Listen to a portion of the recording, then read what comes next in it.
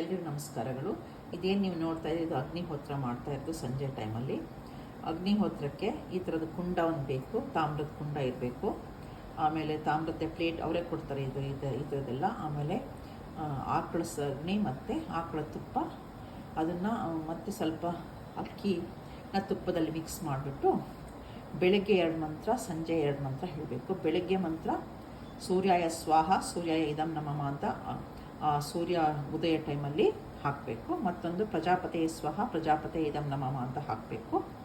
ಸಂಜೆ ಟೈಮಲ್ಲಿ ಸೂರ್ಯಾಸ್ತ ಟೈಮಲ್ಲಿ ಬೆಳೆನಲ್ಲಿ ಅಗ್ನೇಯ ಸ್ವಹ ಅಗ್ನೇಯ ಇದಂ ನಮಃ ಪ್ರಜಾಪತಿಯ ಸ್ವಹ ಪ್ರಜಾಪತಿಯ ಇದಂ ನಮಃ ಅಂತ ಹೇಳಿಬಿಟ್ಟು ಹಾಕಬೇಕು.